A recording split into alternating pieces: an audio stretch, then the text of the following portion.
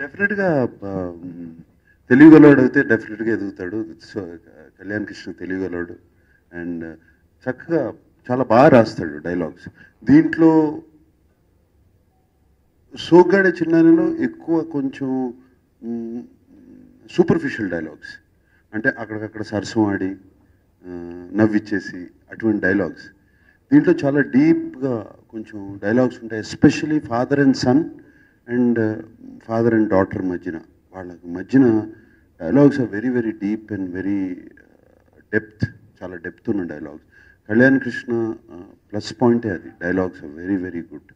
And ఎక్కడైనా కొంచెం scene తగ్గినా కూడా డైలాగ్స్తో లిఫ్ట్ చేసే కేపబిలిటీ ఉంది.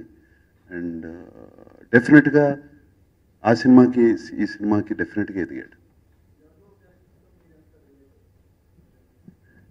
రిలేట్ అవుతుంటే సేమ్ టు సేమ్ కాదు, బట్ డెఫినెట్గా నా రిలేషన్షిప్ అలాగే ఉంటుంది నా పిల్లలతో, ఇద్దరితో. I like to be a friend more than father. వాళ్ళు భయం లేకుండా నా దగ్గరికి వచ్చి మాట్లాడాలి, కానీ భయంతోనో దేంతోనో వచ్చి మాట్లాడితే చాలా విషయాలు దాచేస్తారు.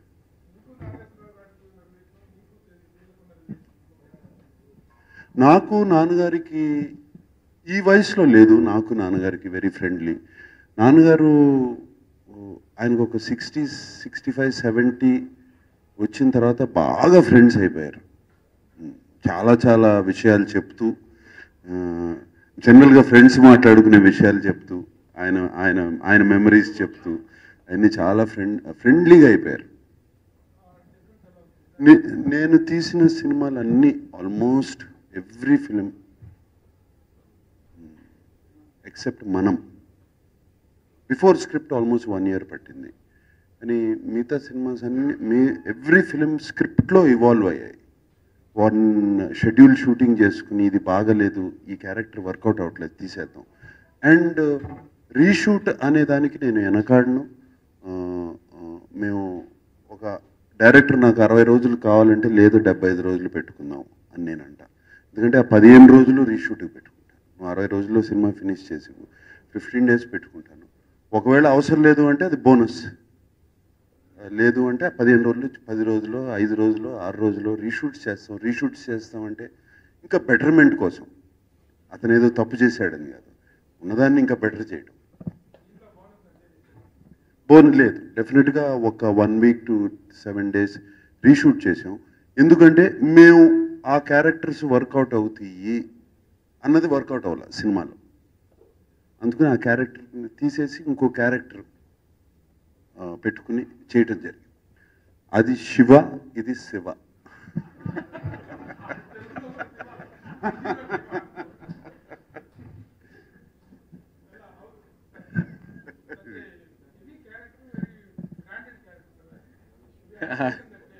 అది పేరు తప్పితే ఇంకా వేరే నో అదర్ కనెక్షన్ అండి. అది ప్యూర్లీ నేమే అంతే, నో రిజెంబ్లెన్స్ విత్ నానాస్ ఫిల్మ్. ఐ థింక్ ఈ సినిమాలో శివ క్యారెక్టర్ అనేది ఈజ్ అన్ ఆల్రౌండ్ క్యారెక్టర్ అండి. ఇప్పటి వరకు నేను చేసిన క్యారెక్టర్స్ అన్నీ ఒక రీచ్కి వెళ్ళి ఆగిపోయినాయి. మేబీ ఏబీ సెంటర్స్ వరకు వెళ్ళి దే స్టాప్. బట్ ఈ సినిమాలో ఉన్న character is something that will go all the way. And I think that is the main reason నేను ఈ సినిమా అటెంప్ట్ చేసినందుకు, because also as an actor next స్టేజ్కి వెళ్ళాలని. సో క్యారెక్టర్ శివాజ్ అంటే వైజాగ్లో ఈ లివ్స్ ఇన్ వైజాగ్. నార్మల్ ఫాదర్తో కలిసి పనిచేస్తూ ఉంటారండి కన్స్ట్రక్షన్ కంపెనీలో.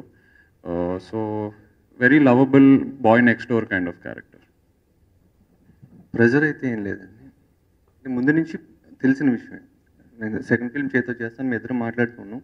రిలీజ్ అయిన తర్వాత నాకు సార్ చెప్పారు మీ ఇద్దరు చేస్తున్నారు అని. ముందు నుంచి ప్రిపేర్ అయ్యి ఉన్నా. ముందు నుంచి నాగ్ సార్తో ఉన్న ట్రావెల్ వల్ల కొత్తగా ఎవరన్నా పరిచయం అయితే వాళ్ళతో సింక్ అవడం వల్ల ప్రెజర్ ఉండేదేమో, ఇప్పుడు అది లేదు. స్క్రిప్ట్ చెప్పినప్పటి నుంచి కాదు ఇలా చేస్తే బాగుంటుంది, ఆ కరెక్షన్స్తో మళ్ళీ వర్క్ చేసి వెళ్ళేవాడిని. ఇలా స్క్రిప్ట్ నుంచి వర్కౌట్ చేస్తూనే ఉన్నాం. ఒక స్కెడ్యూల్ చేసిన తర్వాత క్యారెక్టర్స్ వర్క్ అవుతున్నాయా లేదా, ఓకే. నెక్స్ట్ స్కెడ్యూల్ తర్వాత రిలేషన్స్ వర్క్ అవుతున్నాయి లేదు, తర్వాత లొకేషన్స్ బాగున్నాయి. ఇలా ఎవ్రీ స్కెడ్యూల్కి కరెక్ట్ చేసుకుంటూ వెళ్ళాం. ఆయన సపోర్ట్ వల్లే ఇప్పుడు చేయగలిగాను. అది నేను ఎవరి కంఫర్ట్ ఎవరి ప్లేస్ అనుకుంటుంది ఎవరు ఎక్కువ అంటే ఏం చెప్పలేదు. మా సినిమాలో ఆ డైలాగ్ కూడా ఎవరి కంఫర్ట్ ఆలి సార్. యాక్టర్ సీనియర్ కాబట్టి స్పాట్లో నేను ఒకటి చెప్పినప్పుడు వెంటనే అర్థమయ్యేది ఇలా మార్చుదామన్నా ఆయన సీనియారిటీతో నాకు ఒక ధైర్యం ఉండేది సార్. చైతూతో ఏంటంటే మాట్లాడి డిస్కస్ చేయడానికి నాకు సార్తో కంటే తనతో డిస్కస్ చేయడం నాకు ఈజీగా ఉండేది. సో ఎవరి కంఫర్ట్ వాళ్ళది. నేను కరెక్ట్గా చెప్పాలంటే నేను ఆన్ లొకేషన్ కళ్యాణ్తోనే ఎడిటింగ్ చేయించేస్తాను అక్కడికక్కడే డైలాగ్ షీట్ తీసుకుని ఇది అవసరం కళ్యాణ్ ఇది అవసరం లేదు అని మేము ఇద్దరం డిస్కషనే. Everything is discussion and team work లేనిదే ఏది జరగదు. అన్నీ నాకు తెలుసు అని నేను అనుకోను, అన్నీ తనకు తెలుసు అని తను అనుకోకూడదు. It's all combined work. సోగర్ టైంలో ఒక ఇన్సిడెంట్ చెప్పాలండి. ఒక సీన్ చేసేటప్పుడు లొకేషన్లో అందరూ అది ఎలా ఉంటుందో టెన్షన్ పడ్డారు, చెయ్యొచ్చా చేయకూడదా తప్పు అవుతుందేమో అని. ఆ రోజు స్పాట్లో నన్ను నమ్మింది ఒక నాకు సార్. నేను వెళ్ళి చెప్పాను, సార్ ఇది కరెక్ట్ ఇలా అనుకుంటున్నావు అంటే సార్ నువ్వు చేసే చూద్దాం. సో తర్వాత అదే రిజల్ట్ వచ్చింది. నాకు ఆయనతో ఉన్న కంఫర్ట్ మిగతా వాళ్ళతో లేదు. ఇప్పుడు చేతితో ఉండే కంఫర్ట్ మీతో డిస్కస్ చేసేవాళ్ళం. మనం ఇలా చేస్తే బాగుంటుంది, అలా చేస్తే బాగుంటుంది, రకుల్ నువ్వు ఎలా మాట్లాడితే బాగుంటుంది, జగత్ బాబు గారు చేయకూడదు. చేసేటప్పుడు వాళ్ళిద్దరికి మంచి కెమిస్ట్రీ ఉంది. సో సీన్ ఇలా అనుకుంటున్నా అంటే వాళ్ళిద్దరూ ఇంప్రవైజ్ చేసినవి చాలా ఉన్నాయి. సో ఎవరి కంఫర్ట్ అవ్వలేదు. అక్కినేని అభిమానులందరికీ నమస్కారం. Very happy. మీరు కూడా చాలా హ్యాపీగా ఫీల్ అవుతారని నమ్మకం. అండ్ చాలా ఎక్సైటెడ్గా ఉన్నారు. చైతన్యని ఒక కొత్త చైతన్యని, కొత్త నాగ చైతన్యని చూడాలని. అది మీకు డెఫినెట్గా కనపడతాడు రేపు సినిమాలో. And see and enjoy and thank you.